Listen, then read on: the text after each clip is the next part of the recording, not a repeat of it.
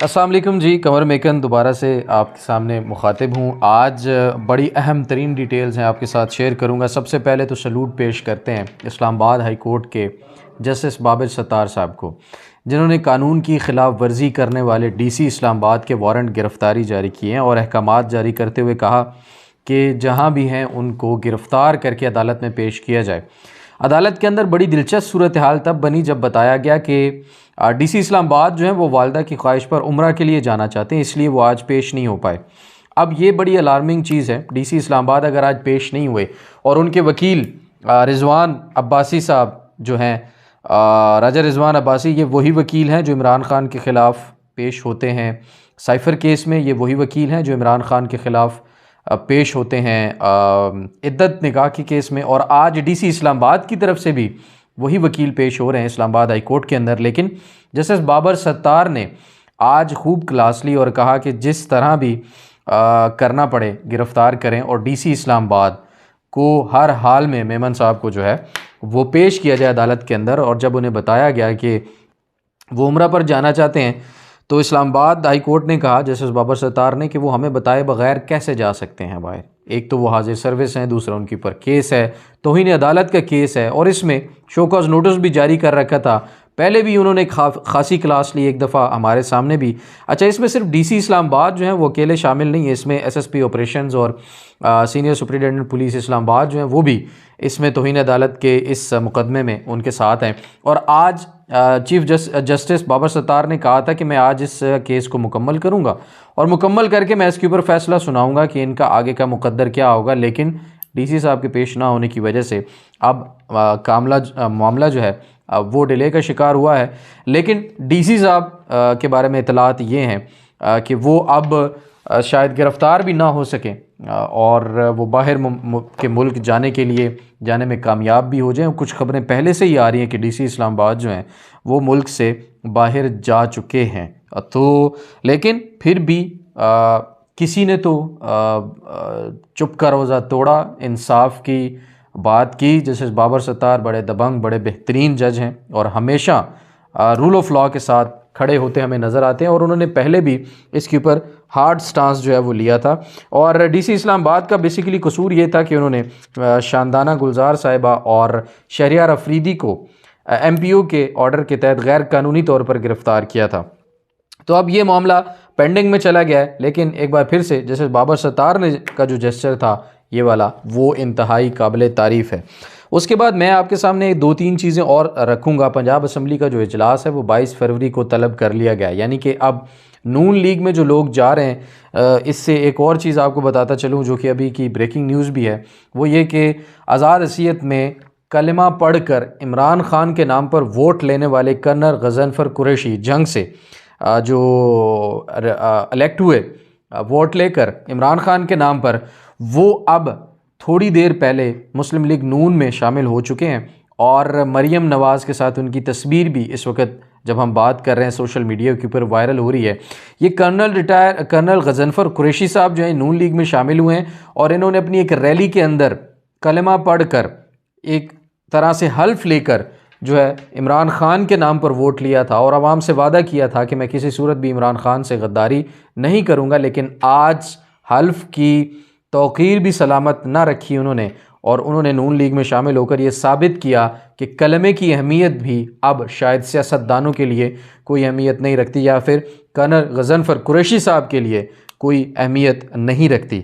बहरहाल इन चोरी शुदा मैंडेट पर डाका डाल के, धांधली करके, डरा कर, धमका कर, जुल्म जबर की इंतहा करके जो सीटें हासिल की गई हैं उनके ऊपर मरियम नवाज़ साहिबा अब चीफ़ मिनिस्टर पंजाब बनने जा रही हैं, क्योंकि नून लीग ने उनको नामज़द किया है और अभी की गिनती के मुताबिक उनकी नशिस्तें ज़्यादा हैं। तो मुमकिन तौर पर अब वो पंजाब की जो वज़ीर आला बनने जा रही हैं, जबकि जब तक वो वज़ीर आला का हल्फ नहीं ले लेती तब तक वो नामज़द हैं। लेकिन उनके लिए असम्बली के अंदर सबसे ज़्यादा वोट हासिल करना और उसके बाद वो नामज़द वज़ीर आला कहला सकती हैं। लेकिन अभी सिर्फ उनको उनकी पार्टी ने नामज़द किया है तो उन्होंने तकरीबन पंजाब के ऊपर पूरा कंट्रोल जो है अपना जमा लिया है और ख़बरें सुर्खियों के अंदर लगना शुरू हो गई हैं कि नामज़द वज़ीर आला मरीम नवाज़ और इस तरह से कई चीज़ें आ रही हैं। मुतीला जान साहब ने एक ट्वीट भी किया था, वो भी पढ़ने लायक है, अगर आप उनकी वॉल पर जाके देखें तो वो भी बड़ा ज़बरदस्त है।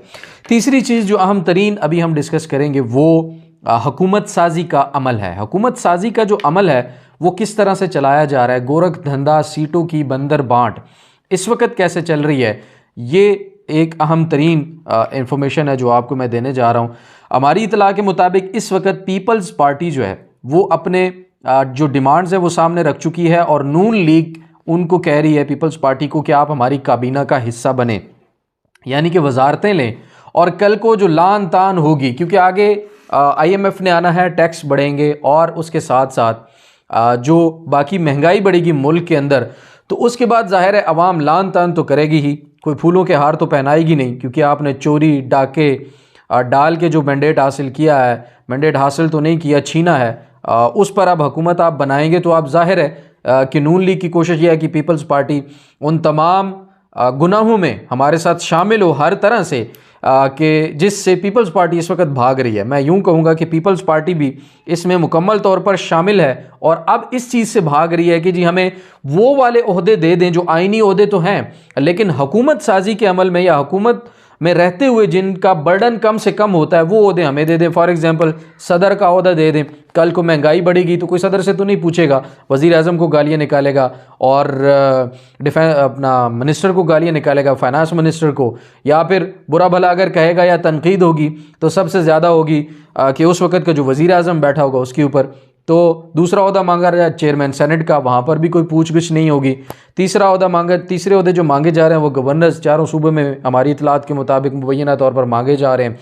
ये चीज़ें पीपल्स पार्टी हासिल करके शराइत रखे हुए नून लीग के सामने कि हम आपको हुकूमत बनाने के लिए अपना वोट देंगे, लेकिन ये ओहदे आप हमें दे दें। लेकिन नून लीग इस वक्त कह रही है कि कल को जो हमारी बेइज्जती होगी हुकूमत बनाने के बाद, उसमें पीपल्स पार्टी भी बराबर की शरीक हो। इसलिए नून लीग की कोशिश है कि वो काबीना में भी पीपल्स पार्टी को बिठाएं, वजारतें भी दें, ताकि वो जो है इस कार खैर में अकेली नून लीग ना रहे, बल्कि पीपल्स पार्टी को वो अपने साथ मुकम्मल तौर पर शामिल रखना चाहते हैं। जिसके बाद अब पीपल पार्टी इस नुक्ते के ऊपर इकट्ठी होती नज़र नहीं आ रही कि वो काबीना का हिस्सा बनेंगे, क्योंकि आज मीडिया के सामने बात करते हुए सुप्रीम कोर्ट के बाहर बिलावल भुट्टो जरदारी ने भी वाज़े तौर पर कहा कि नून लीग के सामने हमने अपनी सारी की सारी शराइत रख दी हैं, लेकिन नून लीग को हमारे मुतालबात मानना पड़ेंगे और हम अपनी शर्तों पर नून लीग के साथ इत्तेहाद करेंगे और नून लीग की शराइत पर उनके साथ इत्तेहाद नहीं करेंगे। एक और दिलचस्प वाक़या भी आपकी गोश गुजार करता चलूँ आखिर में, वहाँ पर एक सवाल हुआ, बिलावल भुट्टो जरदारी जब मीडिया से टॉक कर रहे थे तो मतीउल्लाह जान साहब हमारे सीनियर रिपोर्टर हैं, सुप्रीम कोर्ट के एंकर पर्सन हैं, अब तो बहुत सीनियर जर्नलिस्ट भी हैं, अक्सर लोगों को वो हार्ड टाइम देते हैं, टफ टाइम देते हैं। उन्होंने आज बिलावल भुट्टो जरदारी से सवाल किया। उन्होंने कहा कि बिलावल भुट्टो जरदारी साहब, आप आज सुप्रीम कोर्ट में अपने नाना का मुकदमा काजी फाइज ईसा की अदालत में लड़ने आए हैं।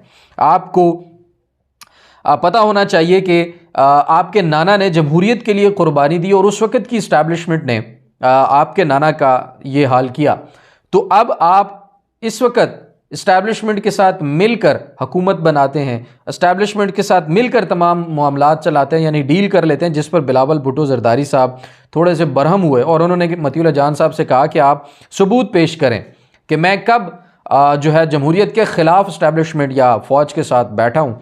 लेकिन उन्होंने इस चीज़ की तरदीद नहीं की कि वो कभी भी उन मुलाकातों का हिस्सा नहीं रहे जिन मुलाकातों का जिक्र जो है मौलाना फजल रहमान साहब कर चुके हैं। तो अब बिलावल भुट्टो जरदारी साहब को भी शायद अपनी पॉलिसी पर गौर करना होगा, उसको रिव्यू करना होगा कि उनके नाना ने जिसके आइन का खालिक भी कहा जाता है, पीपल्स पार्टी खुद को मौजूदा 1973 के आइन की खालिक भी कहती है, आइन के खालिक ने जमहूरियत के लिए जो कुर्बानी दी थी इस्टेब्लिशमेंट के ख़िलाफ़ उस वक़्त की, तो अब बिलावल भुट्टो जरदारी उसी इस्टेब्लिशमेंट के साथ मिलकर जो है वो अदम एतमाद के बाद हुकूमत का हिस्सा भी रहते हैं।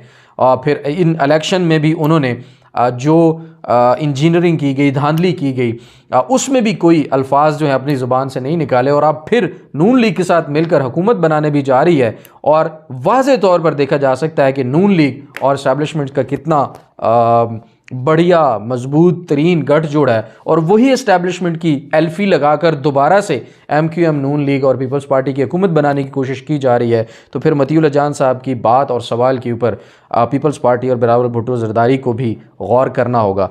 तो ये अहम तरीन डेवलपमेंट्स थी जो आपके सामने रखना ज़रूरी थी। अभी तक के लिए इतना ही। अपने मेज़बान कमर मेकन को इजाज़त दीजिए। अल्लाह निगहबान।